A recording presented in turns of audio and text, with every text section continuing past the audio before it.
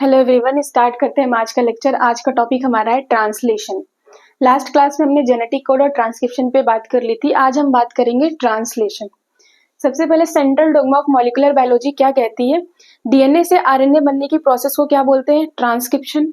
RNA से protein बनने की प्रोसेस को क्या बोलते हैं? ट्रांसलेशन। ये जो आरएनए बन रहा है वो कुछ भी हो सकता है, mRNA, tRNA, rRNA, इनमें से कुछ भी हो सकता है। लेकिन जो प्रोटीन बनाता है वो कौन सा आरएनए होता है? mRNA होता है। ठीक है, यानी mRNA से प्रोटीन बनने की प्रोसेस को क्या बोलते हैं? ट्रांसलेशन बोलते हैं। ठीक है, mRNA से प्रोटीन बनने की प्रोसेस को क्या बोलते हैं? ट्रांसलेशन बोलते हैं। तो क्या हमारा tRNA और rRNA ट्रांसलेशन की प्रोसेस में इन्वॉल्व नहीं होता? होता है। tRNA और rRNA भी हमारे ट्रांसलेशन की प्रोसेस में इन्वॉल्व होता है। ठीक है, लेकिन जो मेजर रोल प्ले करता है वो कौन सा आरएनए करता है? mRNA करता है। ठीक है, और अब जो ये हमारा राइबोसोम है, राइबोसोम भी हमारा बहुत इंपॉर्टेंट रोल प्ले करता है ट्रांसलेशन की प्रोसेस में। इसलिए राइबोसोम हमारा क्या है? Protein factor of the cell. तो हमारी डिफिनेशन क्या बनती है ट्रांसलेशन की? The process of synthesis of protein from mRNA with the help of ribosome is called translation. ठीक है, ट्रांसलेशन की हमारी डिफिनेशन क्या बनती है? The process of synthesis of protein from rRNA with the help of ribosome. ठीक है, अगर अब हम बात करें लोकेशन की, ट्रांसलेशन की लोकेशन की बात करें तो ट्रांसलेशन की प्रोसेस कहाँ होती है? साइटोप्लाज्म के अंदर। जब हम ट्रांसक्रिप्शन पढ़ रहे थे तो हम ये देख रहे थे कि हमारी लोकेशन कहाँ थी? न्यूक्लियस के अंदर। डीएनए से आरएनए हमने बनाया न्यूक्लियस के अंदर। अब हम आरएनए से प्रोटीन बना रहे हैं तो इसकी लोकेशन कहाँ है? साइटोप्लाज्म में है। ठीक है, जब हम ट्रांसक्रिप्शन पढ़ रहे थे तो उसमें हमारी ट्रांसक्रिप्शन यूनिट थी प्रमोटर, स्ट्रक्चरल जीन और टर्मिनेटर। स्ट्रक्चरल जीन वाले पार्ट से हम क्या कर रहे थे? आरएनए बना रहे थे। ठीक है, उसी तरीके से हमारा ट्रांसलेशन में भी ट्रांसलेशन यूनिट होती है mRNA। mRNA हमारी क्या ट्रांसलेशन यूनिट है जिसकी पोलैरिटी क्या होती है? 5 प्राइम टू 3 प्राइम होती है। इसमें कई रीजन है, जैसे स्टार्ट कोडॉन। फर्स्ट हमारा क्या स्टार्टिंग में स्टार्ट कोडॉन होता है। स्टार्ट कोडॉन हमारा कौन सा है? AUG। AUG ये हमारा क्या स्टार्ट कोडॉन, इसी को हम क्या बोलते हैं? Initiator codon. मिथियोनिन।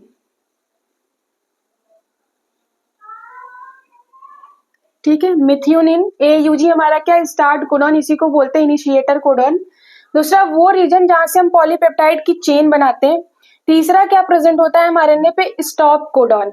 64 कोडॉन में से 3 कोडॉन हमारे क्या होते हैं? स्टॉप कोडॉन होते हैं, जो हमारे क्या करेंगे? यहाँ से भी पॉलीपेप्टाइड की चेन नहीं बनती, यहाँ पे ट्रांसलेशन की प्रोसेस को क्लोज कर देता है जैसे ही हमारा स्टॉप कोडॉन आता है mRNA पे। ठीक है, तो स्टॉप कोडॉन हमारे 64 कोडॉन में से कौन कौन से हैं? 3 होते हैं।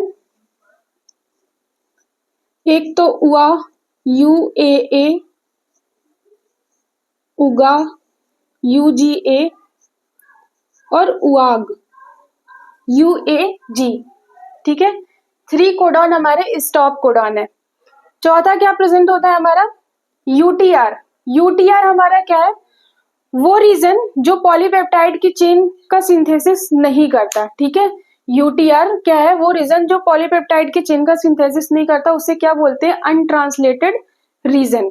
ठीक है, यहां से भी पॉलीपेप्टाइड की चेन नहीं बनती। ठीक है, अब हम बात करते हैं राइबोसोम। राइबोसोम में हमने लास्ट क्लास में पढ़ा था 2 यूनिट होती है, एक लार्ज सब यूनिट, दूसरा स्मॉल सब यूनिट। ठीक है, राइबोसोम में हमारे कुछ rRNA और प्रोटीन प्रेजेंट होते हैं। ये हमारा लार्ज सब यूनिट, ये हमारा स्मॉल सब यूनिट। अगर हम प्रोकैरियोट्स और यूकैरियोट्स की बात करें तो mRNA, हम प्रोकैरियोटिक्स में हमने जो देखा था कि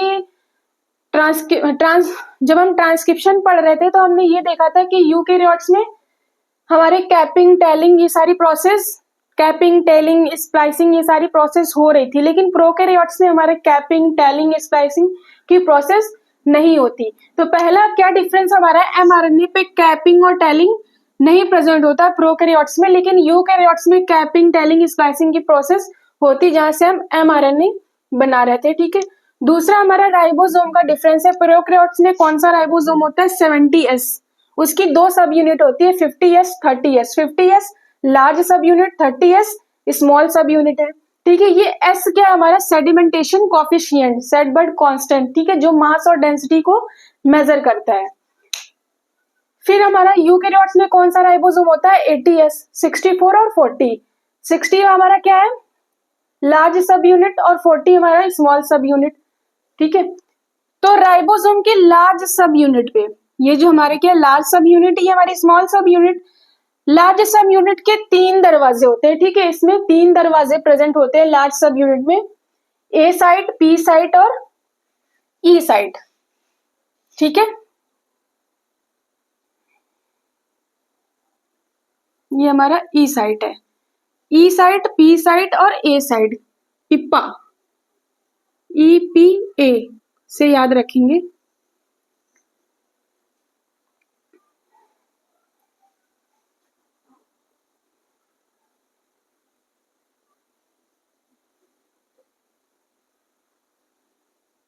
ठीक है, ये ई साइट हमारा क्या है responsible for of a new tRNA. और पी साइट पे क्या होता है, P site has a tRNA containing the growing polypeptide chain. A site क्या होता है, A site through which and tRNA molecule after deliver of the amino acid exist the ribosome. ठीक है, ये कुछ समझ नहीं आ रहा होगा आप लोगों को, अभी जब हम प्रोसेस करेंगे ट्रांसलेशन की तो हम देखेंगे आगे। ठीक है, अब हम बात करते हैं टीआरएनए की। टीआरएनए में जो प्राइमरी स्ट्रक्चर होता है वो क्या होता है लीनियर होता है, वही आगे फोल्ड होकर के हमारा 2D स्ट्रक्चर बनाता है जो कैसा होता है क्लोवर लीव्ड शेप्ड का होता है। ठीक है, और 3D स्ट्रक्चर हमारा क्या होता है इन्वर्टेड एल शेप्ड होता है। ये अक्सर आपसे पूछ लिया जाता है कि जो 2D स्ट्रक्चर होता है टीआरएनए का किस शेप्ड में होता है, 3D स्ट्रक्चर टीआरएनए का किस शेप्ड में होता है, एमसीक्यूज में अक्सर पूछ लिया जाता है। ठीक है, अब हम देखेंगे ट्रांसलेशन की प्रोसेस। अब हम बात करते हैं प्रोसेस ऑफ ट्रांसलेशन की। प्रोसेस ऑफ ट्रांसलेशन में हमारे 3 स्टेप इन्वॉल्व है। फर्स्ट है इनिशिएशन, सेकंड हमारा इलोंगेशन, थर्ड हमारा टर्मिनेशन। सबसे पहले हम बात करेंगे इनिशिएशन की। इनिशिएशन में हमारे 2 स्टेप इन्वॉल्व है। फर्स्ट है एक्टिवेशन ऑफ एमिनो एसिड, दूसरा हमारा transfer of amino acid to tRNA. ठीक है, ये पूरी प्रोसेस हमारी कहाँ हो रही है साइटोप्लाज्म के अंदर। ये अमीनो एसिड हमारा कहाँ प्रेजेंट है साइटोप्लाज्म में। ठीक है, ये अमीनो एसिड क्या करेगा एक एंजाइम से बाइंड होगा, उस एंजाइम का नाम होता है अमीनो एसिड सिंथेटेज। ठीक है, ये अमीनो एसिड जो कि हमारे साइटोप्लाज्म में प्रेजेंट है वो किस एंजाइम से बाइंड करेगा amino acid synthetase with the help of ATP. ATP यानी एडिनोसिन ट्राइफॉस्फेट, यानी इससे फॉस्फेट के 3 मॉलिक्यूल्स ऐड है। 2 मॉलिक्यूल क्या होते हैं रिलीज हो जाते हैं, एक मॉलिक्यूल बचेगा यानी एडिनोसिन मोनोफॉस्फेट। तो ये अमीनो एसिड और एडिनोसिन मोनोफॉस्फेट इस एंजाइम से ऐड होकर के एक कॉम्प्लेक्स बना लेते हैं, उसका नाम क्या है amino acid adenosine monophosphate enzyme complex. ठीक है, एक कॉम्प्लेक्स बना लिया अमीनो एसिड एडिनोसिन मोनोफॉस्फेट से बाइंड होकर के हमारा क्या बना रहा है एक कॉम्प्लेक्स बना रहा है। ठीक है, और फॉस्फेट ग्रुप हमारे बाहर, ये जो हमारा कॉम्प्लेक्स है जो हमारे टीआरएनए से ये जो हमारा कॉम्प्लेक्स ऐड है एडेनोसिन मोनोफॉस्फेट एंजाइम कॉम्प्लेक्स का एक जो हमारे टीआरएनए से ऐड है वो क्या करेगा, ये एंजाइम इस टीआरएनए से क्या बोलेगा भाई अमीनो एसिड 2 टीआरएनए के साथ रहे, मैं तो चलता हूं। ठीक है, तो ये अमीनो एसिड टीआरएनए से ऐड हो गया। ठीक है, जब कोई टीआरएनए से अमीनो एसिड ऐड होता है तो उसे क्या बोलते हैं चार्ज टीआरएनए। जब कोई अमीनो एसिड टीआरएनए से ऐड नहीं है यानी अमीनो एसिड टीआरएनए में प्रेजेंट नहीं है तो उसे क्या बोलते हैं अनचार्ज। ये हमने लास्ट क्लास में पढ़ा था।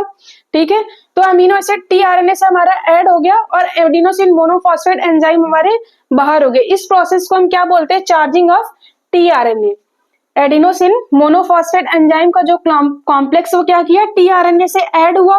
ठीक है, तो अमीनो एसिड टीआरएनए जो कि हम क्या बोलते हैं चार्ज टीआरएन। ठीक है, और एडिनोसिन मोनोफॉस्फेट और एंजाइम हमारा क्या हुआ बाहर हो गया। ठीक है, तो इस प्रोसेस को जो बोल रहे हो क्या बोलते हैं चार्जिंग ऑफ टीआरएनए। ठीक है, अब हम ये प्रोसेस पूरी देख रहे हैं हमारा एक एमआरएनए। ठीक है, 5 अगर हम यूकैरियोट्स के केस में देखते हैं तो हमारा कैपिंग और टेलिंग क्या होती है प्रेजेंट होती है। कैपिंग टेलिंग स्प्लाइसिंग की जो प्रोसेस होती है वो यूकैरियोटिक्स में प्रेजेंट होती है, लेकिन प्रोकैरियोट की बात करें तो इसमें इस तरीके की कोई भी नहीं होती, ना कैपिंग टेलिंग स्प्लाइसिंग नहीं प्रेजेंट होती। हम यूकैरियोट्स का लेके चल रहे हैं। ठीक है, यूकैरियोट्स में हम देख रहे हैं कि 5 एंड पे हमारा क्या होता है, कैपिंग मिथाइल गुआनोसिन ऐड होता है और 3 प्राइम पे हमारा टेलिंग ऐड होता है। ठीक है, ये हमारा न्यूक्लियोटाइड्स यानी कोडॉन हमारे लगे हुए हैं। ठीक है, यूटीआर, यूटीआर क्या है, अनट्रांसलेटेड रीजन, यहाँ से हमारी पॉलीपेप्टाइड की चेन सिंथेसिस नहीं करती, जिस रीजन से हमारी पॉलीपेप्टाइड की चेन सिंथेसिस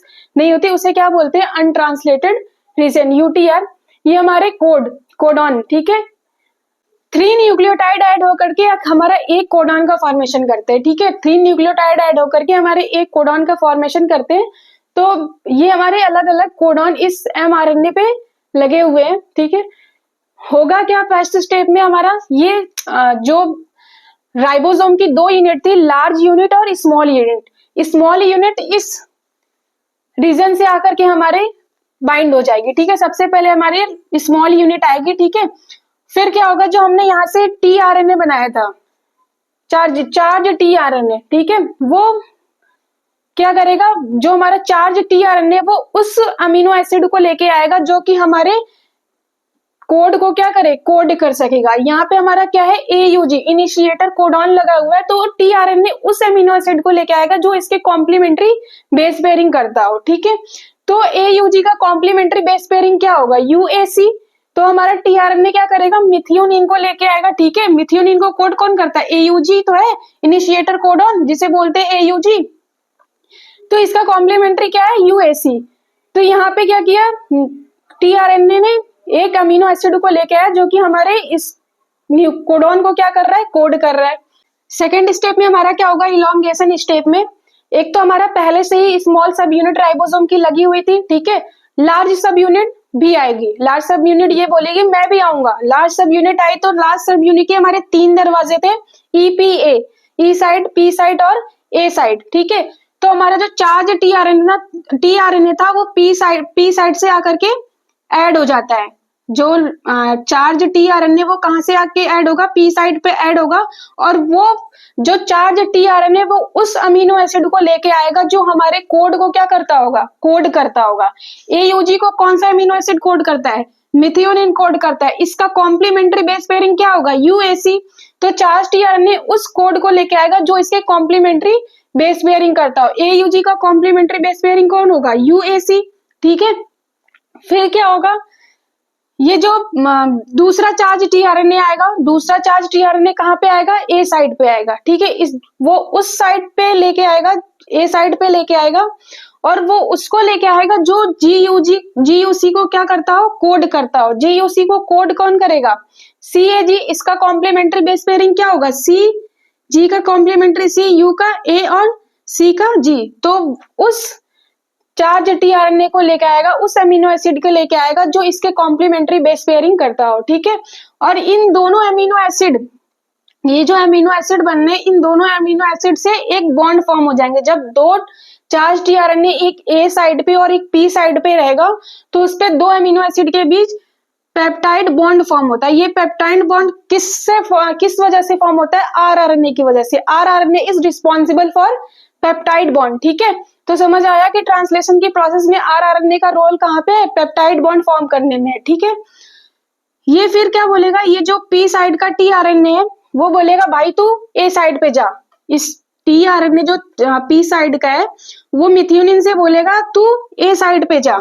यहाँ पे देखो, जब ए साइड पे आ रहा है तो यहाँ से मिथियोनिन कहाँ चला गया, ए साइड पे, पी साइड से अमीनो एसिड हट गया। फिर ये इस पी साइड का जो चार्ज, अब ये अनचार्ज टीआरएनए हो गया, ये अनचार्ज टीआरएनए कहाँ जाएगा, ई साइड पे जाएगा, और पी साइड हमारी क्या होगी, खाली हो जाएगी। ठीक है, जब पी साइड खाली होगी तो इस ए साइड का हमारा जो चार्ज टीआरएनए अमीनो एसिड से ऐड है, अमीनो एसिड ऐसे बनते चले जाएंगे। फिर ए साइड का चार्ज टीआरएनए कहाँ शिफ्ट हो जाएगा, पी साइड पे आ जाएगा। तो हमारी ए साइड क्या होगी, खाली हो जाएगी। यहाँ पे हमारा ए साइड का कहाँ आया, जो पी साइड, जब एमिनो एसिड हमारे ए साइड पे शिफ्ट हो गए थे तो हमारा जो पी साइड का अनचार्ज टीआरएनए था वो कहाँ शिफ्ट हो गया, ई पे शिफ्ट हो गया।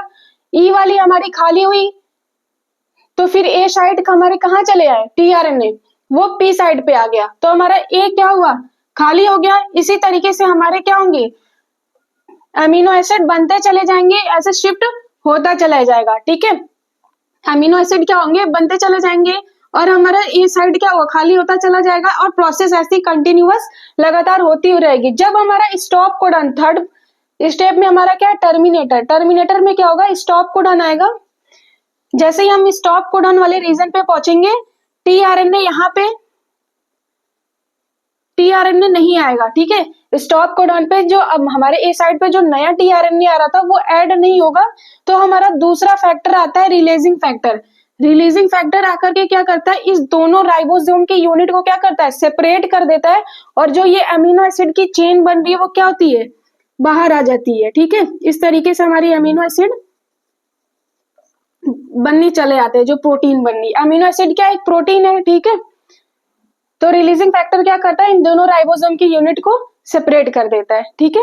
इस पूरी प्रोसेस ऑफ ट्रांसक्रिप्शन में 3 स्टेप थे हमारे, इनिशिएशन, इलोंगेशन, टर्मिनेशन। इनिशिएशन में हमारे 2 स्टेप थे, first activation of amino acid, दूसरा हमारा transfer of amino acid to tRNA. First activation of amino acid में क्या हुआ, साइटोप्लाज्म में जो हमारा अमीनो एसिड प्रेजेंट था with the help of ATP हमारे क्या किया, एक एंजाइम से बाइंड हुआ। एंजाइम का नाम क्या था, amino acyl synthetase. Amino acid और एडिनोसिन मोनोफॉस्फेट, ठीक है। एंजाइम से जब बाइंड हुए थे एक कॉम्प्लेक्स बना लिया, एंजाइम का एक कॉम्प्लेक्स बनाया और फॉस्फेट हमारा बाहर हो गया, ठीक है। तो ये जो कॉम्प्लेक्स एंजाइम का कॉम्प्लेक्स टीआरएनए से जब जाके ऐड हुआ तो हमारा एक चार्ज टीआरएनए का फॉर्मेशन कर रहा था, ठीक है। जो हमारा adenosine monophosphate enzyme complex tRNA से जब बाइंड हुआ तो हमारा क्या बनाया, चार्ज टीआरएनए और एडिनोसिन मोनोफॉस्फेट और एंजाइम क्या हुए, रिलीज्ड हो गए, बाहर हो गए। तो इस पूरी प्रोसेस को हम क्या बोलते हैं, चार्जिंग ऑफ टीआरएनए। हुआ क्या, ये हमारा एमआरएनए। सबसे पहले क्या हुआ, फर्स्ट स्टेप में हमारा राइबोसोम की स्मॉल यूनिट आकर के बाइंड हुई। दूसरे में क्या हुआ, हमारा जो चार्ज टीआरएनए था वो आकर के हमारे चार्ज टीआरएनए वहां पे आएगा जो हमारे कोड के कॉम्प्लीमेंट्री बेस पेयरिंग करता हो। चार्ज टीआरएनए उस अमीनो एसिड को लेके आएगा जो हमारे कोड को क्या करता हो, कोड करता हो। एयूजी को कोड कौन करता है, मिथ्योनिन करता है। इसलिए यहाँ पे कौन सा अमीनो एसिड आया, मिथ्योनिन आया, ठीक है। दूसरे स्टेप में हमारा क्या हुआ, राइबोसोम की लार्ज यूनिट आई, उसमें 3 दरवाजे थे, ईपीए। पी वाले साइड पे हमारे टीआरएनए, चार्ज टीआरएनए आकर के ऐड हो गया, ठीक है। चार्ज टीआरएनए ऐड हुआ और उस अमीनो एसिड को, चार्ज टीआरएनए उस अमीनो एसिड को लेके आएगा जो हमारे कॉम्प्लीमेंट्री बेस के पेयरिंग करता हो। एयूजी को कौन कोड करता है, मिथ्योनिन। फिर ए वाली साइड पे हमारा नया टीआरएनए आता है और इस नया टीआरएनए उस अमीनो एसिड को लेके आएगा जो हमारे जीयूसी को कोड करता हो, ठीक है। इन दोनों अमीनो एसिड के बीच एक बॉन्ड बनता है, पेप्टाइड बॉन्ड, ठीक है। पेप्टाइड बॉन्ड किसकी वजह से बनता है, आरआरएनए के लिए। तो rRNA is responsible for peptide bond, ठीक है। अब ये टीआरएनए मिथ्योनिन से ये बोलेगा भाई तू ए साइड पे जा। मिथ्योनिन जब ए साइड पे आएगा तो ये हमारा अनचार्ज हो जाएगा, टीआरएनए जो हमारा चार्ज था वो अनचार्ज हो गया, ठीक है। और फिर वो शिफ्ट हो जाएगा ई पे। जब ई पे शिफ्ट होगा तो पी वाला हमारा खाली हो जाएगी साइड, तो ए वाली साइड के जो अमीनो एसिड चार्ज टीआरएनए था वो हमारी शिफ्ट हो गई पी पे। इस तरीके से हमारी चेन चलती रहेगी, ठीक है, चलती रहेगी और एक हमारा अमीनो एसिड बनता चले जाएगा, पॉलीपेप्टाइड की चेन बनती रहेगी। जब हमारा ये पी पे शिफ्ट हुआ तो ये ई वाला क्या होगा, साइटोप्लाज्म में चला जाएगा, राइबोसोम से बाहर चले जाएगा अनचार्ज टीआरएनए। तो हमारी इस तरीके से क्या हो गया, अमीनो एसिड बनती चली जाएगी, पॉलीपेप्टाइड चेन बनती चली जाएगी, बनती चलेगी। जैसे ही वो स्टॉप कोडॉन के पास पहुंचती है, जैसे ही स्टॉप कोडॉन पे तीसरे स्टेप में हमारा क्या, टर्मिनेटर। टर्मिनेटर में आता क्या, 3 स्टॉप कोडॉन होते हैं, यहाँ पे हुआ, ठीक है।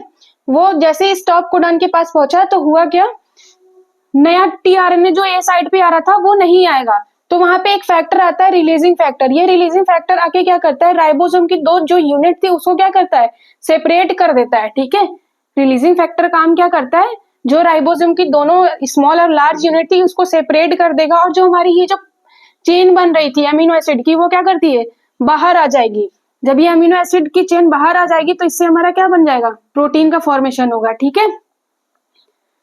समझ आ गया आप लोगों को, थैंक यू।